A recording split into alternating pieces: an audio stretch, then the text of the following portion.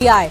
नई कमेटी में कई युवा चेहरों को तरजीह दी गई है, जगह दी गई है। सीनियर नेताओं को भी जगह मिली है। 33% महिलाओं को जगह दी गई है और अगले कुछ दिन में घोषणा भी हो सकती है।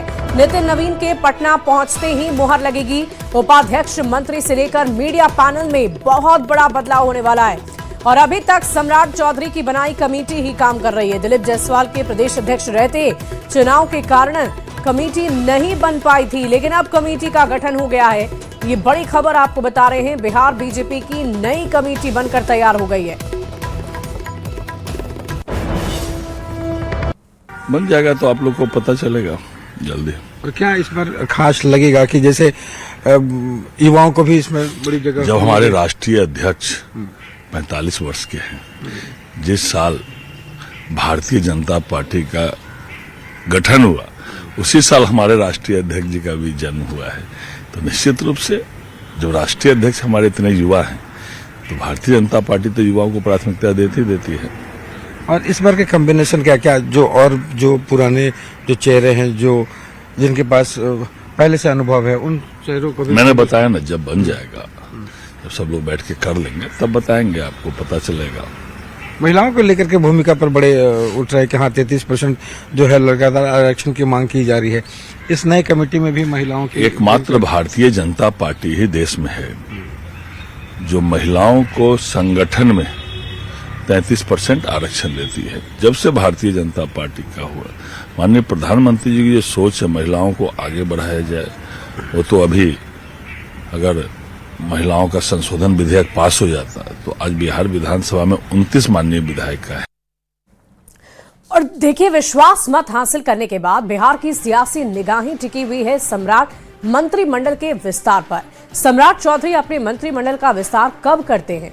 सूत्र ये बता रहे हैं कि मंत्रिमंडल विस्तार बंगाल चुनाव परिणाम के बाद हो सकता है, जिसे लेकर संकेत भी मिलने लगे हैं। इस रिपोर्ट को आप देखिए।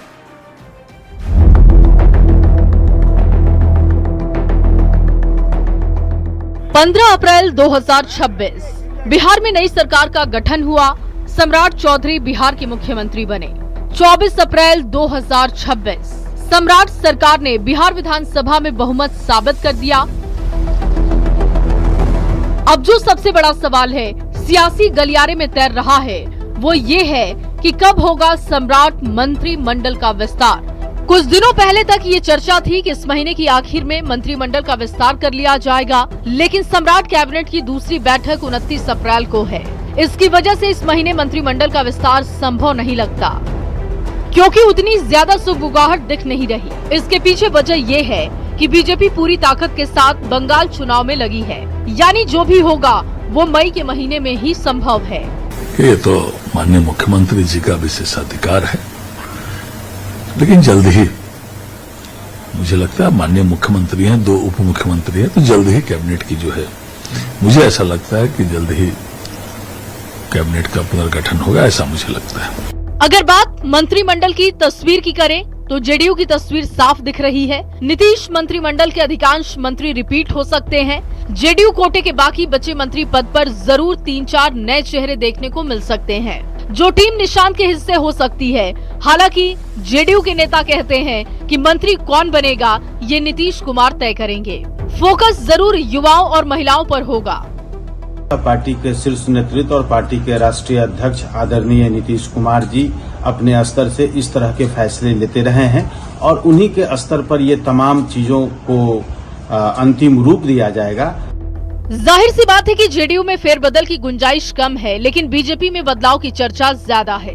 जातीय समीकरण के साथ ही तेज तर्रार विधायकों को जगह मिलने की संभावना है। अनुभवी युवा महिला पर फोकस रह सकता है। वहीं एनडीए के दूसरे सहयोगी अपने पुराने चेहरों पर भी भरोसा जताएंगे, जिसका इशारा राजनीतिक विश्लेषक जता रहे हैं। जहां तक नयापन देखने की बात है, वो भारतीय जनता पार्टी में दिख सकती है, जिसमें युवा, महिला, अनुभवी चेहरे से लेकर के और क्षेत्रीय संतुलन की बात हो सकती है। कुल मिलाकर सबकी नजर मंत्रिमंडल के विस्तार और मंत्रिमंडल विस्तार में किस किस को मिलता है मौका, इस पर टिकी हुई है। न्यूज़ 18 के लिए पटना से आनंद अमृतराज की रिपोर्ट।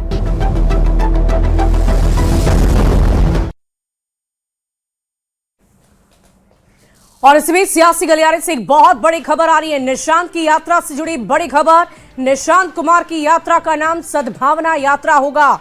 नीतीश कुमार की सेकुलर राजनीति को आगे बढ़ाएंगे निशांत कुमार। इस वक्त की बड़ी खबर आपको बता रहे हैं। बिहार के पूर्व मुख्यमंत्री नीतीश कुमार के बेटे निशांत से जुड़ी हुई यह खबर सामने आ रही है। निशांत कुमार की यात्रा का नाम सद्भावना यात्रा होगा। और इसी बीच पटना से भी एक बड़ी खबर का रुख कर लेते हैं। डिप्टी सीएम सुनेंगे लोगों की समस्या। विजय चौधरी जेडीयू दफ्तर से संवाद करेंगे। बतौर डिप्टी सीएम पहली बार संवाद होगा। दोपहर 12:30 बजे जेडीयू दफ्तर में बातचीत का सिलसिला शुरू होगा। लोगों से बातचीत के बाद एक प्रेस कॉन्फ्रेंस भी रखी गई है। तो पटना से बड़ी खबर आपको बता रहे हैं। डिप्टी सीएम सुनेंगे लोगों की समस्या। विजय चौधरी जेडीयू दफ्तर में करेंगे संवाद। बतौर डिप्टी सीएम पहली बार संवाद होने वाला है। दोपहर 12:30 बजे जेडीयू दफ्तर में बातचीत होगी। लोगों से बातचीत करने के बाद उनकी समस्याओं को सुनने के बाद एक प्रेस कॉन्फ्रेंस भी रखी गई है।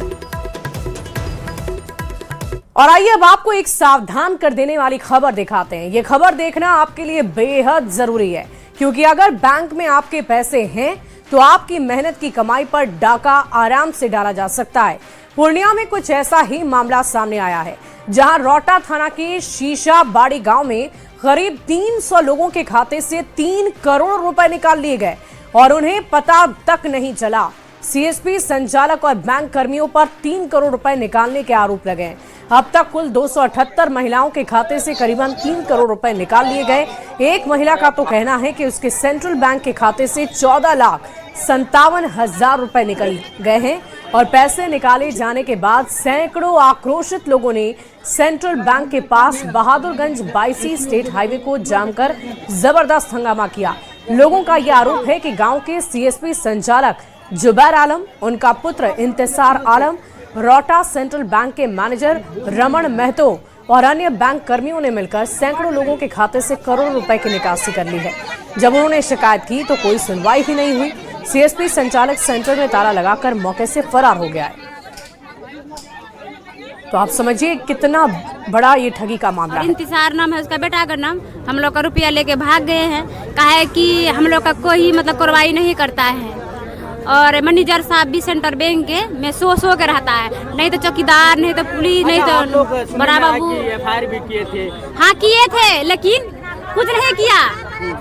बड़ा बाबू ने कुछ नहीं किया, सो के रहता है। पता नहीं घोष खा लिया, क्या कर लिया पता नहीं। 10,000 लिया है, नहीं दिया है पैसा। 10,000 आए हैं, 30,000 टका उठा के बोला कि कल आइएगा दे देंगे। तब आए तो 30,000 उठाने के लिए बोला नहीं पैसा नहीं है, फोन पे मार देंगे। फोन पे नहीं मारा, फिर फोन किए, फोन नंबर दे दिया था वो।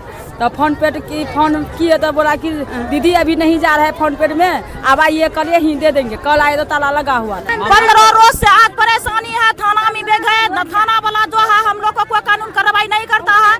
हम लोग यहाँ धरना दिए हैं इंसाफ के लिए। हम लोग को पैसा मिलना चाहिए।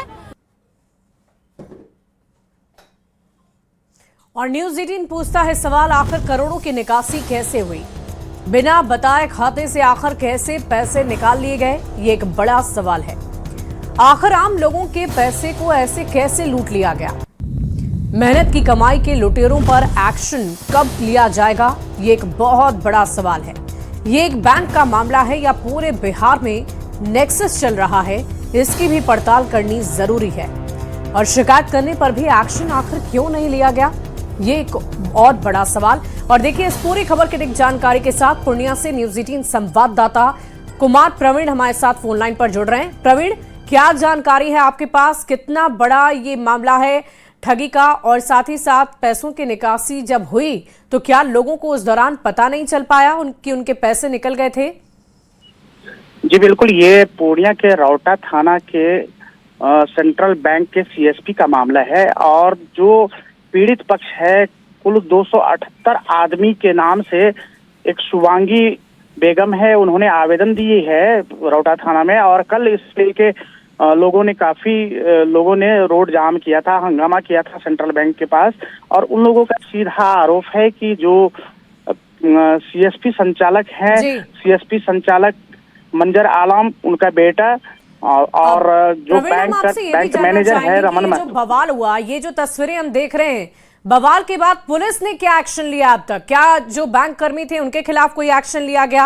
अब तक क्या कार्रवाई की गई है?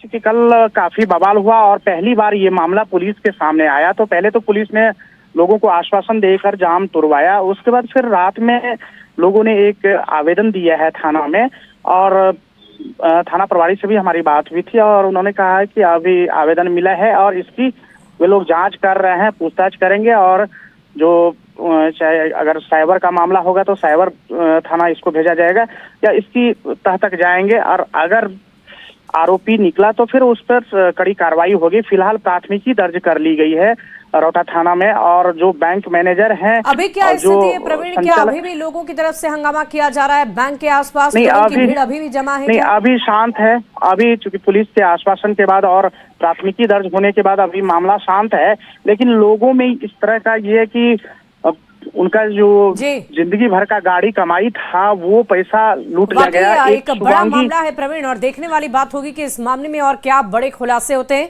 बहुत शुक्रिया आपका हमारे साथ जुड़ने के लिए, तमाम जानकारी के लिए। मुजफ्फरपुर से एक बड़ी खबर का रुख कर लेते हैं। एक ही परिवार के 3 लोगों की मौत हुई है। संदिग्ध हालत में 3 लोगों की जान चली गई। मां और 2 बच्चे का कमरे में शव मिला है। कांटी के पानापुर करियात का मामला है। पुलिस फिलहाल इस मामले की तफ्तीश में जुटी हुई है, और इस पूरी खबर की अधिक जानकारी के साथ न्यूज 18 संवाददाता मुजफ्फरपुर से प्रियांक सौरभ हमारे साथ फोन लाइन पर जुड़ रहे हैं। प्रियांक, क्या जानकारी है, क्या है ये पूरा मामला? जी, सुबह दरअसल शाहबाजपुर गांव है जो कांटी के पानापुर करियात थाना क्षेत्र में पड़ता है। वहां पर एक कमरे में 3 लाश मिली है। महिला है और उनके 2 बच्चे हैं, 2 साल की बेटी है और 3 महीना का एक बेटा है। तो उनकी संदिग्ध स्थिति में लाश मिली है। पुलिस जो है मौके पर पहुंची है। पूरे गांव में सनसनी फैल गई है। कहीं न कहीं 3 जो लाशें मिली है, तो इसको लेकर भीड़ भाड़ भी वहां पे इकट्ठा हो गई है। पुलिस मौके पर पहुंची है। एफएसएल की टीम को भी बुलाई गई है। अब ये हत्या है या आत्महत्या है, ये तमाम एंगल से पुलिस फिलहाल जांच कर रही है। चलिए, बहुत शुक्रिया प्रियांक हमारे साथ जुड़ने के लिए, तमाम जानकारी के लिए। बढ़ते आगे देखिए, बिहार में इन दिनों साइबर अपराध के मामले बहुत तेजी से बढ़ते जा रहे हैं, और हाल के दिनों में कई जगहों पर फर्जी आधार बनाने से लेकर सीएसपी की आड़ में अवैध पैसों की निकासी तक के मामले सामने आए। अब भोजपुर में भी कुछ ऐसा ही मामला देखने को मिला। कृष्णागढ़ थाना क्षेत्र के सरैया में बहुत बड़े पैमाने पर फर्जी आधार कार्ड बनाने के खेल का एक बड़ा खुलासा हुआ है। पुलिस ने आधार कार्ड सेंटर के संचालक सहित 2 लोगों को गिरफ्तार कर लिया है। दरअसल सदर ब्लॉक स्थित आधार सेंटर में ऑपरेटर का फिंगरप्रिंट क्लोन करके फर्जी आधार बनाया जा रहा था और आधार का संशोधन भी किया जा रहा था। पुलिस ने यहां से 3 laptop, iris machine, 3 clone fingerprint और बायोमेट्रिक फिंगरप्रिंट मशीन भी बरामद की है। गिरफ्तार आरोपियों में एक दरभंगा का रहने वाला है, जबकि दूसरा आरा के पीरो का ही रहने वाला है।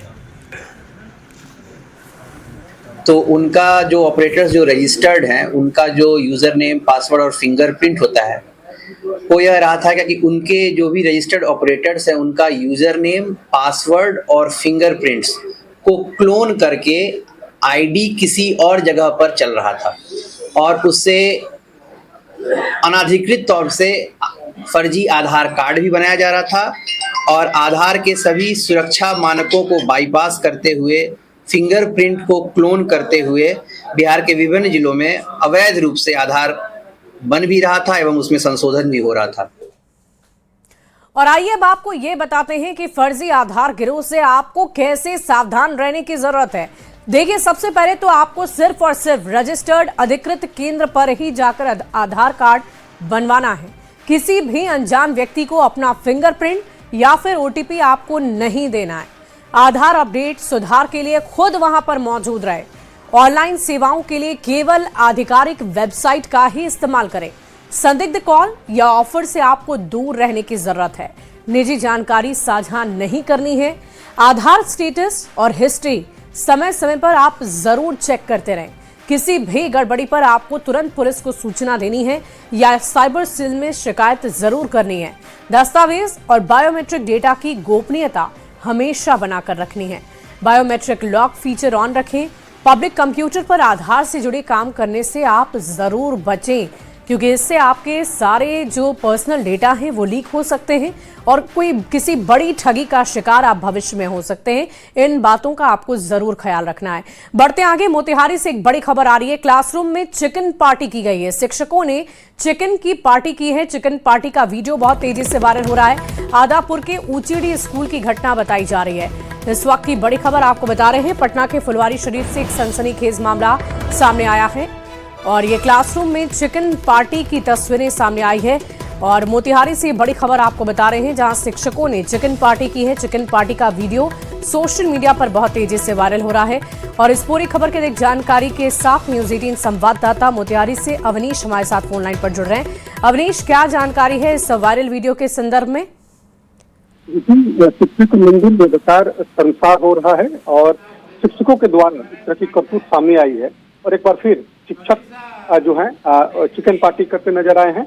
पूर्वी चंपारण के आदापुर प्रखंड के यूएमएस ऊंचीडी स्कूल है, उसी में शिक्षकों को चिकन पार्टी करने का वीडियो वायरल हुआ है। और देखिए, वायरल वीडियो में इसमें साफ तौर पे कुछ शिक्षक जो है वो शराब के बारे में भी चर्चा कर रहे थे। देखिए, बिहार में शराबबंदी है, इसके बावजूद ये लोग शराब की चर्चा कर रहे हैं पार्टी के दौरान, और चिकन पार्टी का आयोजन हो रहा है। तो ये बड़ा चर्चा का विषय कि आखिर शिक्षा के मंदिर में चिकन पार्टी की क्या जरूरत थी, आखिर शिक्षक चिकन पार्टी क्यों कर रहे हैं, आखिर क्या ये कार्यक्रम था जिसके तहत ये लोग यहाँ पे पार्टी मना रहे हैं। तो ये संसार करने वाली वीडियो जो है वो सामने आई है। क्या इस मामले को लेकर अधिकारियों से किसी तरह की कोई बातचीत हो पाई है? ये मामला उन तक पहुंचा है? कोई एक्शन की बात अब तक? देखिए, अधिकारियों तक ये वीडियो मामला जो है वो पहुंच गया है और अधिकारी मामले की जांच में जुट गए हैं। वैसी स्थिति में अब कार्रवाई भी तय होगी, जवाबदेही भी तय होगी कि आखिर वहां पर चिकन पार्टी क्यों हो रहा था, आखिर टीचर लोग चिकन पार्टी क्यों कर रहे थे। क्योंकि शिक्षा के मंदिर में चिकन पार्टी करना हमें लगता है कि ये कहीं से भी जायज नहीं है और वैसी स्थिति में शिक्षा विभाग भी इस मामले को देखे। चलिए, बहुत शुक्रिया अवनीश हमारे साथ जुड़ने के लिए। और इस वीडियो को तो आप देख रहे हैं, तस्वीरें आप देख रहे हैं, लेकिन शिक्षकों के बीच क्या बातचीत हो रही थी उनके दरमियान इस पार्टी के वक्त वो भी हम आपको सुनवाते हैं।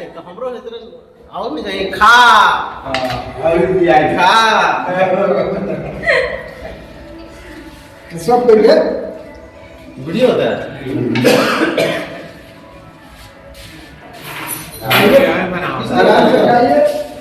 बनाए गोविंद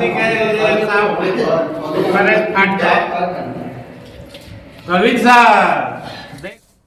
बढ़ते आगे, अगली खबर राजधानी पटना से है, जहां फुलवारी शरीफ से एक सनसनीखेज मामला सामने आया, जहां क्रिकेट खेलने के दौरान हुए विवाद में एक युवक की हत्या कर दी गई और घंटों इलाज के बाद पारस हॉस्पिटल के बाहर जबरदस्त हंगामा हुआ है, तोड़फोड़ की गई है। बताया जा रहा है कि बिहार शरीफ के बिशनपुर निवासी विशाल कुमार अपने ननिहाल टहल टोला में रह रहे थे और इसी दौरान अपने दोस्त के साथ क्रिकेट खेल रहे थे। खेल के दौरान किसी बात को लेकर विवाद हुआ। आरोप यह है कि विवाद बढ़ने पर बुधवान कॉलोनी निवासी रजनीश ने बैट से विशाल के सिर पर जोरदार वार कर दिया, जिससे गंभीर रूप से वो घायल हो गया। परिजन और स्थानीय लोगों की मदद से अस्पताल में उसे रखा गया और बताया जा रहा है कि इलाज के दौरान उसकी मौत हो गई। घटना से आक्रोशित लोगों ने दानापुर पटना मुख्य सड़क को जाम किया है और जबरदस्त हंगामा किया है। ये सब हम पार्टी अपना छीन के लेके आ रहे थे, सब मारने लगा, सब टूट गया, हम लोग का मारा, हाथ छीन दिया, यहाँ से यहाँ जी चीरा हुआ है। मेरा बहनपुर के न समझिए तो किडनी निकाला हुआ है, यहाँ 5 लाख रुपया देवा गया, उसका कोई इलाज नहीं किया। क्या दीदी हुआ क्या था जब आप लोग यहाँ पे भर्ती कराने आई थी, तो बच्चे को क्या हुआ था? दरोगा के बेटा मेरा भतीजा के नरे के छिपले था जी। मेरा बहनपुर गया, मेरा भाई है छोटे के भाई, तो उसको पीछे बैट से मार दिया तो वो जब गिर गया उसका बाद कुछ नहीं बोला, नानी मनी हाथ चला रहा था। सोचे बढ़िया अस्पताल है, लेके चलते हैं, पैसा लगेगा, मगर बच्चा बच जाएगा। यहाँ लेके आए मगर यहाँ कोई नहीं देखभाल किया। पहले 5 बजे से आज 11:30 बजे डॉक्टर आया है, तो इमरजेंसी में है क्या डॉक्टर अब नहीं है, तो आपसे नहीं। पारस अस्पताल के सामने समस्या उत्पन्न हुई थी, जब मूल रूप से मामला था कि कल एक बच्चे जिसका उम्र करीब 22-20 वर्ष के आसपास उम्र था, वो प्रवासी थाना में उनके विरुद्ध उनके परिजन ने एक आवेदन दर्ज करवाया था क्योंकि उनको माथे में चोट लगा था, उसी कारण से बेहोश हो गए थे और उस स्थिति में उनको पास अस्पताल भर्ती कराया गया था, इतना किसी परिजन का कहना है। और फिर उसी आलोक में आज उनको मृत घोषित कर दिया गया है। उसी कारण से उनके परिजन इस बात को मानने को तैयार नहीं थे कि इतने कम समय में इनकी मृत्यु हो जाएगी, और इस बात से भी उन्होंने मानने को तैयार नहीं थे कि इनकी मृत्यु यह इस तरह से होना वो भी कहीं वो विश्वास नहीं कर पा रहे थे। इसी बात को लेकर के वो लोग रोड भी जाम किया गया है और विधि व्यवस्था की समस्या पूर्ण हुई है। हम लोग ने यहाँ घटनास्थल पहुँचे, स्थानीय थाना आसनसोल थाने से उपस्थित हुए थे, उसको हम लोग स्थिति को नियंत्रण किया गया। और इसी बीच नवादा से एक बड़ी खबर का रुख कर लेते हैं। हाथियों के झुंड का फिर से उत्पात देखने को मिला है। फिर से ग्रामीणों के कई घरों को तोड़ा है हाथियों ने। घर में रखे सारे अनाज को चट कर गए। ग्रामीणों ने विरोध में सड़क को जाम किया है। गोविंदपुर अकबरपुर मार्ग को जाम किया, सड़क पर आगजनी कर हंगामा किया। मुआवजे की मांग ग्रामीण कर रहे हैं। इस मौके पर पहुंचे वन विभाग की टीम लोगों को समझाने बुझाने में जुटी हुई है। इस वक्त की बड़ी खबर नवादा से आपको बता रहे हैं। हाथी के द्वारा क्या क्या नुकसान पहुंचा? पूरा आदमी को मार दिया गया। जिगात था 1.5 बीघा 2 बीघा वो भी खा गया। घर ढा रहा है। देखिए आज भी रात में यही काम हो रहा है। रोज तो वही अनर्थ होता है। आज 2 दिन के पहले हमरा जो है घर तोड़ दिया, चप्पा तोड़ दिया। वन विभाग के द्वारा क्या क्या कुछ? वन विभाग तो कार्रवाई कर रहे हैं और नहीं कर रहे हैं तो देखे जा रहा है। तो क्या हाथी क्या किया सर? हाथी पर अभी हो रहा है, उसको भगाने का वन विभाग द्वारा प्रयास किया जा रहा है। तो अभी जो जाम हुआ उसका कारण क्या है सर? कारण है कि घर तोड़ दिया है, इसी के लेकर। और इसी बीच एक बड़ी खबर समस्तीपुर से आ रही है, जहां कल्याणपुर थाना क्षेत्र में युवक की हत्या का सनसनीखेज मामला सामने आया। चक महेसी थाना क्षेत्र के कुशियारी निवासी रंजीत कुमार के उसको दोस्तों ने पार्टी में बुलाया और साथियों के संग धारदार हथियार से उसकी हत्या कर दी गई। शव को बागमारा पुल के नीचे शांति नदी में फेंका गया। जानकारी के अनुसार परिजनों ने शख्स पर जमीन सौदे के नाम पर 10 लाख रुपए लेने के विवाद को लेकर हत्या करने के आरोप लगाए हैं। पुलिस ने 2 आरोपियों को हिरासत में लिया है। मुख्य आरोपी मौके से फरार बताया जा रहा है। घटना हुआ है जो कल 6 बजे इसको आया, घर से बुला करके ले गया, दोस्त का करके लेकर के होटल पर खाया पिया और उसके बाद इसको लेकर के मर्डर कर दिया। कौन बुलाया था? वो जमीन पर पैसा जो लिए हुए था, जो बुला के ले गया था उसका क्या नाम? आतिश कुमार नाम है। अच्छा, वही बुला करके ले गया। इसका दोस्त था। हाँ दोस्त था, वही बुला करके ले गया। पैसा के चक्कर में कई महीनों से या साल से चल रहा था। ये पैसा दे रखा था, वो जमीन लिख नहीं रहा था और वो कल के शाम में 6 बजे के आसपास उसको बुला करके ले गया और खिलाया पिलाया होटल में, और उसके बाद बुला करके ले गया उसको। और फिलहाल इस बुलेटिन में